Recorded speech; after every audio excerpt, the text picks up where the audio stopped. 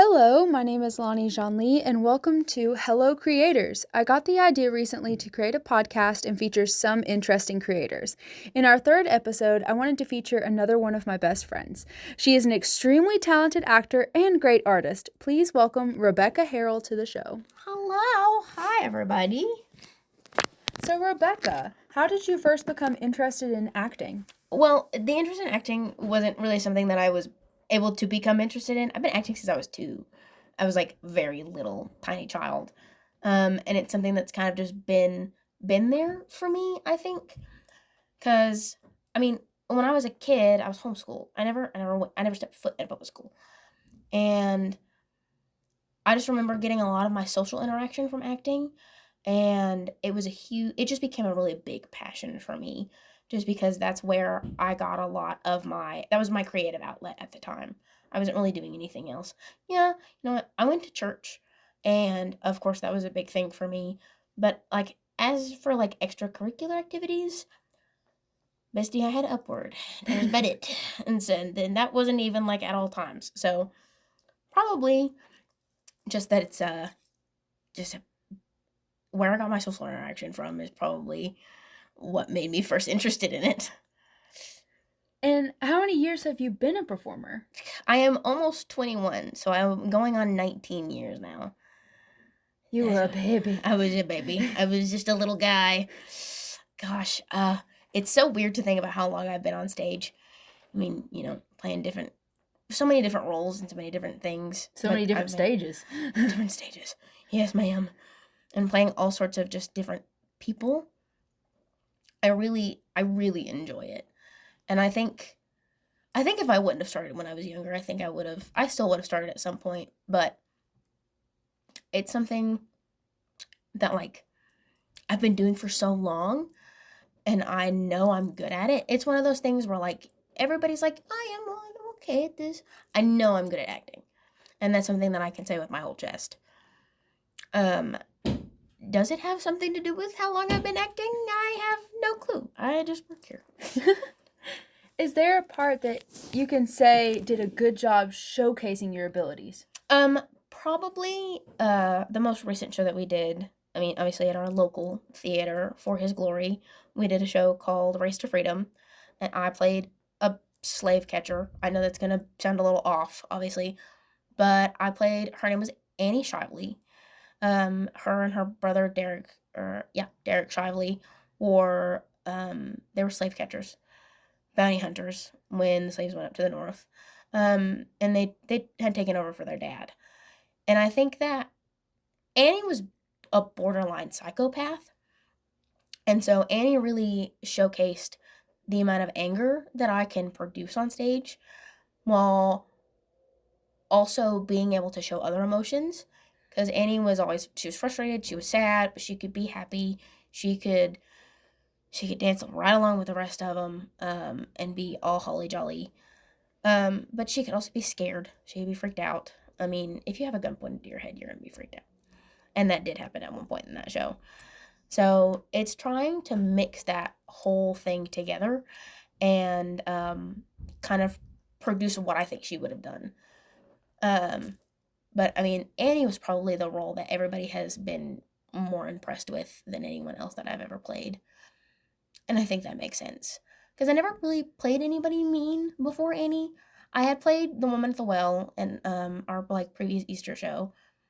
And she was more frustrated than anything. But I never really played anybody who was angry. It was a lot more frustration and things like that. And so playing a character who was truly just mad at everything, I think was kind of able to showcase how high the emotions can get when it comes to what I'm playing. Oh, yeah. I saw you play it all 3 years. All 3 years. Yeah. You did good at it, too. Really. A little scary. But no, like, as an actor, I could definitely tell when you were in character and when you were out. Like, I just know you well enough that I was like, oh, dang, girl, like, get it, okay? People, like, were genuinely scared of me. I remember Jonathan, our director, talking about, he was like, I'm going to have to get you an escort to your car because people genuinely hate this character and they cannot tell the difference between you two. And so, like, being able to like have that, like, I really would rather not play a 1850s racist. If I don't ever have to do that ever again, it'll be too soon. But that was the role that was kind of able to show that light of what I can do. Continuing off of the one part that you just played in the Race to Freedom show, you were not racist at all. No. Like, not a bone in your body is racist. Not a bone in my body. Like, that was the thing, is that I did a lot of, like, dismantling of, like, my own internalized racism, just because, I mean, we know where we grew up. We know what some opinions people have, that they should definitely not have. And I know, like, where some of my family who live further into Tennessee, where they lie on that spectrum. And so I remember doing a lot of that dismantling, and then almost immediately after I was kind of, like, waiting off of that, Jonathan was like, I'm going to have you play a racist slave-catching bounty hunter with your brother in the next show. I hope you're good with that. And I was like, oh, okay. It's like, this water feels great. I'm drowning. Drowning. And look at the frog in the boiling water. I was like, it's so hot. Don't hate me, y'all. I'm just playing a character. Literally. What personal qualities or traits do you believe have been essential to your success in acting? I think something like my personal traits, honestly, I think my relationship with the Lord has really helped. And I think he's just he's the one who's been pulling it out of me more than anything, more than myself, because you can only get so far without him. But I think that I feel a lot of things very strongly, even if I'm not super great at showcasing it. My emotions are very big. And so that's kind of the point of acting, is that you are a little more over-exaggerative, because that is the point of stage acting. And I think that has been able to push me to the point of success. I know how to speak. I believe in myself. How do you approach practicing your craft? Do you have any unique techniques or routines? Honestly, the routines that I kind of go through when it comes to acting, especially, is music. Music is a huge thing for me. Music has always been a big part in my life. It's always been something that I've been really passionate about. I started playing bass recently, and I really enjoy it. But going through and finding songs for individual characters is what I do most often. So, like, for Annie, this is my favorite. It's so funny because you wouldn't think it would fit her at all, just because it's from a children's movie. But the song that I would go to for Annie is How Bad Can I Be, from the Lorax. Because if you look at the lyrics and you looked at Annie in that show, they lined up really well, oddly enough. And so I think that going through and finding songs that relate to different characters is probably the biggest thing that I do. And obviously doing research beforehand, especially on, like, pre-existing characters. So, like, for Maglin, who I'm playing in our current Easter show, going through and trying to find, different things that were kind of discovered that maybe aren't, in the actual book of the Bible itself, and were made more recently or anything like that. And, discovering that, she had a lot of money. She was very rich. Her father did, in fact, give her her inheritance and shoo her off. And she paid a lot of money towards Jesus' ministry. A lot of people don't know that. Also, knowing that she was not necessarily a prostitute, people get her confused with the adulterous woman a lot. And knowing that those are two different people. That, yeah, Magdalene probably did things like that. She was possessed by 7 demons. She kind of went crazy, and did all sorts of different things. But that was not, like, one of the main points of her as a person. So going through and doing research and music. Perfect. Yes. If you could collaborate with any artist or actor, past or present, who would it be and why? So I've thought on this a lot, actually, and I think that there's a couple that I would really like to work with. The answer that I gave when we were talking about it earlier is Tim Curry. I would really like to work with Tim Curry. Ever since I saw him when he played the It Clown, I was like, that is a man I would love to work with. And then, of course, Home Alone, Rocky Horror, all these other movies that he's been in. I think he's a very talented man. Another actor that I would like to really work with, actually, that I was thinking about it just a few minutes ago. I really like to work with Steve Carell. I watched Beautiful Boy recently, which is it's got him and Timothy Chalamet in it.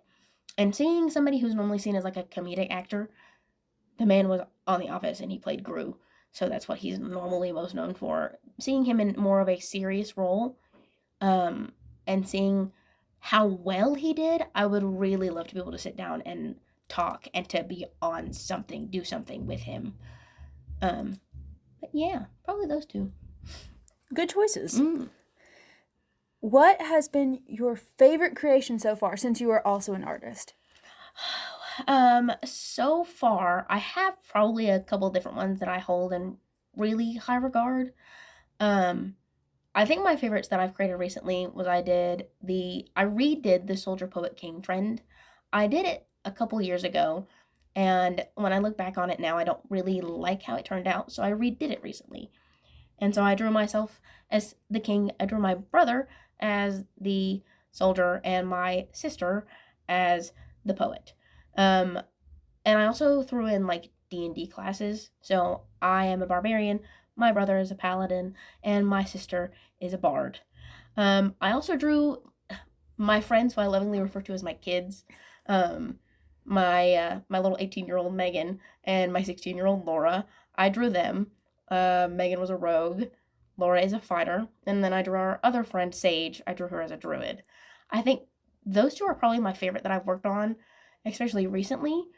And then some other ones that I've done within the past year was there was a huge spider sona trend when the Across the Spider-Verse movie came out. And so I drew me and my kids as spider people. Those I think they're just really good at showcasing their personalities. And so I absolutely love how those turned out. And I think those are probably my favorites. And how about the one about Jesus that you Oh, did yeah. earlier? No, my gosh, we literally just mentioned that. I did a portrait of Jesus on the rocks. Basically kind of like an ocean line sunset kind of picture. I drew it as a reminder that, yes, he was fully God and he was fully human, and that he got frustrated a lot. I think, super often, he had the patience of literally God. But I think if you're running around with a bunch of like preteen, like 12, 13, 14, maybe 16-year-old boys, you're going to get frustrated. I mean, I know the most popular story of him getting frustrated was when he went to the temple and he flipped tables. Literally berated his own whip. Just, that is the most intimidating thing you can do. Because he was upset and he was not happy with what was going on. But I think that we need to be reminded that he was fully God, but he is also fully human. And so I think that there were maybe a couple of moments where he was like, John, please put the rope down. If you go after Peter one more time, I'm going to push you both in the ocean. I will save you. I am God, but you're not going to enjoy being wet right now, are you? And they were like, yes, sir. I think that he was basically he was seeing a kind of a single mom type vibe while running around with all of those young boys. And he was like, I guarantee you, when he met Mary and she joined them, he was like, help, please put them in line. I am literally Jesus. It was a reminder to myself to be like, it's okay to get frustrated sometimes. Just as long as you don't start yelling at people. God knows that you're frustrated. He knows why you're frustrated. And he's going to handle it. You don't have to handle it. It's what's the trend?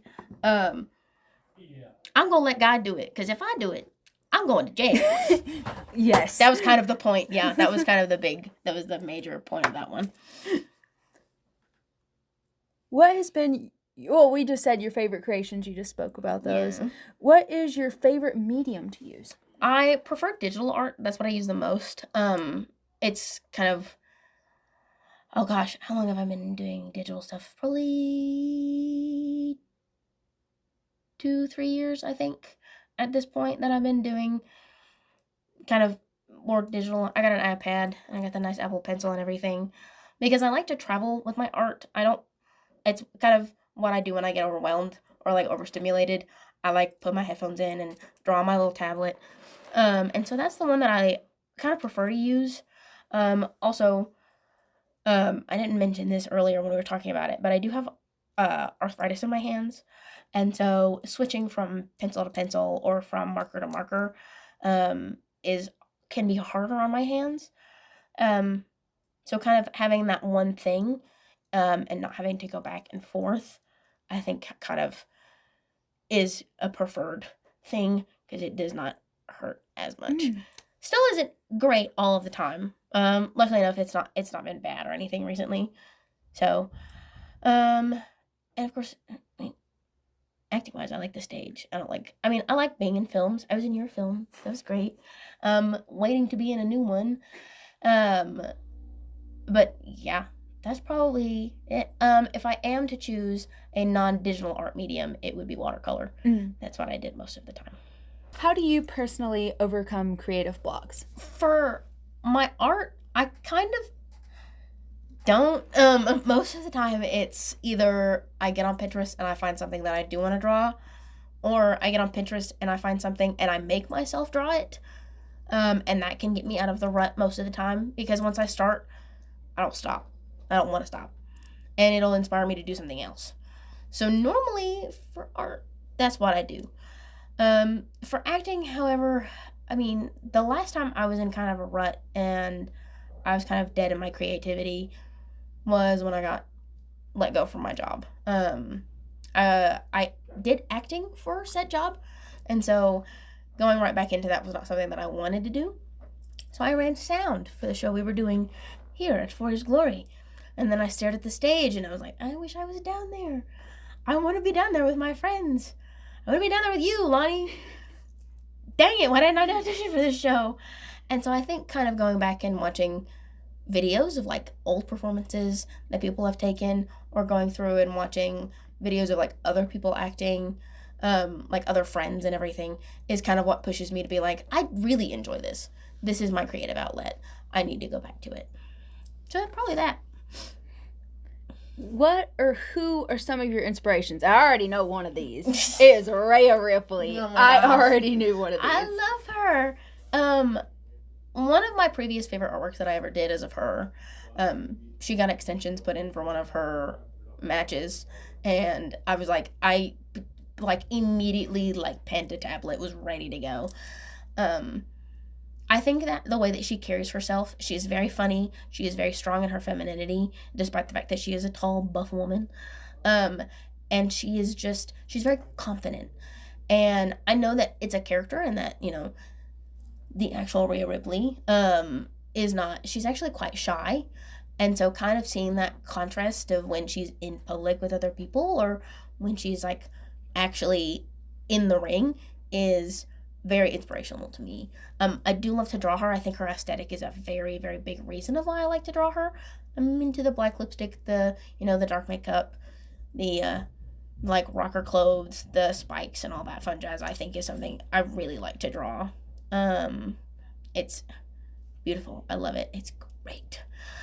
Acting inspirations, honestly, we're gonna go local with this one. I think that obviously my friends are a huge one. You, previous episode Kristen, future episode Victoria, Hannah, all of these other people that we work with. I think that Jonathan, our director, is one of them. But I think somebody that I don't currently work with, but that I worked with for a long time, was Tyler Bishop. Name drop the local man. I worked with him a lot when I was a kid. We did a lot of theater, and he's significantly older than I am. But I think that when I watch him on stage, I don't see him almost ever. It's a very rare occasion that I look at a stage and I see Tyler. So when he played Jesus for us at FHG one year, it was one of the only times that I've actually looked at a performance of Christ and not seen the person. Because every other time I've been really close with the person playing Jesus, oddly enough. So I think that was a big push and kind of a huge inspiration for me to try and find that in myself and in my own acting. Hopefully I succeeded when I played Annie. I don't want people to see these racist, so Lonnie said she didn't, so that's what matters. I know you're not racist. You just played it really well. Played it really well. So being able to look at somebody and see that separation was a huge thing for me. I also love Tyler. He's just a very funny, fun man. Can you share the story of your artistic journey? Well, there's two different mediums, two different stories. I've been acting since I was 2, like I said before, so for a very long time. I've done local theater a lot, obviously. I've done it for very long. I did do some what would be considered professional theater. I have performed in Pigeon Forge before. And so it kind of, the journey was basically just doing local shows until I got hired to do other things. I did Murder Mystery Dinner and then went up to Pigeon Forge and did Murder Mystery Dinner. And so that was kind of my main point at that time. Now I'm kind of sticking to local, especially since I kind of lost that job. And I think acting is a creative outlet for me. I don't think it's a job. I think it's something I want to do in my extra time, and it's something that I really enjoy, and I don't want to attach a paycheck to that. Art-wise, I've been drawing since I was like 8 or 9. I started drawing Undertale characters. Slave for the nerds, ladies and gentlemen. Because like when I was a kid, I was like stick figures, mountains, or just big M's, stuff like that. I always enjoyed it, but it was never something that I like wanted to pursue as like a creative hobby until I started drawing Undertale characters. I'm gonna die. Anime was also a big inspiration for me. I started watching Black Butler when I was way too young, and I wanted to sit at home and draw CL Phantom all the time. So I've gone from doing that to drawing, the Soldier Poet King or Rhea Ripley or kind of just multiple different things. I draw, it's a lot of pop culture. That's a lot of where my art is. And I think that's it. You even created the poster for the Christmas show. I sure did. I created the poster for the last Christmas show that we did at FHG. My wonderfully close friend, one of my best friends, Hannah Taylor, directed it, and I asked her, I begged her if I could create the t-shirt design, and I got to make it, and it's one of my favorites. It's really good. I think it turned out perfect, and Hannah loves it, so that's what matters. So you've even gone professional with your art now as well. Mm-hmm. Yes. Got paid in t-shirt. Sure did. If you could go back and give advice to your younger self, just starting in art and acting, what would it be? I don't think I can give advice to a 2-year-old, so we'll kind of bump the advice giving to the same age that I was when I started doing art. The advice that I would give when it came to my acting is that, yes, you have natural talent, but the harder you work, the better it gets. And I know that I'm a good actress. That is one thing that I can say with confidence, and that I will say with my full chest. I've been doing it for a very long time. I can also agree. She's like, I concur. And it's something that I've put a lot of effort into. But I think if I would have started putting in more effort when I was even younger, then I would be even better. And so kind of giving that, like, just keep trying. This is something that you're going to want to do probably for the rest of your life is what I would probably tell little tiny Rebecca. Art-wise is just, honestly, your little Sans character does not look as bad as you think it does. Keep going. You will enjoy this. And it ends up looking really freaking cool at one point. It's a huge outlet for you. Just keep going. Don't give up on it. Because I know that there was a period of time where I didn't like any of what I was doing, so I just stopped drawing. And it was not a fun time for me anyways. There was other stuff in my personal life going on. But when I finally did pick it back up, I kind of realized how much I enjoyed it. And I think I would be even further along in my artistic process. And what I can draw and what I can do. I would be even further in that if I wouldn't have taken that break. But still continuing on even where you are, you got to start somewhere. And you've continued on with where you started from. Said, got to start from somewhere. Got to keep going. I was saying that kind of pushes the, even if you do take a break from something, doesn't mean you can't go back to it. Mm-hmm. That's true. Mm-hmm. What do you have coming up next? Any projects, collaborations that you're particularly excited about? This podcast, ladies and gentlemen, I was really excited to do this. I was really sad when I couldn't record it the other day because I was sick. Glad you're feeling better. Me too. I still have a horrible cough, but it's fine. But I mean, obviously our Easter show that's coming out that we're both in. I'm very excited for that. That's something I'm super here for. I get to play Mary Magdalene in this one. I am so excited. I've been shooting for Magdalene for, I think, I didn't do our last Easter show, so this is probably the second year that I've shot for Magdalene. And she's a lot more difficult than I thought she was going to be because I find her very relatable. But I think I'm really excited for at least my own personal depiction of her. And also, I have a split role with Riley Dill. I love her to death. Super excited for that. She's going to do great. But I'm really excited for that upcoming show. And later in the year, we should be doing A Christmas Carol, which I'm also very excited for. Obviously, I don't know what I'm going to be playing in that one yet. I got like another year. But I know what I want. And I know what I'm going to push for. And so I'm really excited. We'll be looking forward to that. Thank you so much for coming on the show, Beck, and we look forward to your future endeavors. Thanks, babe.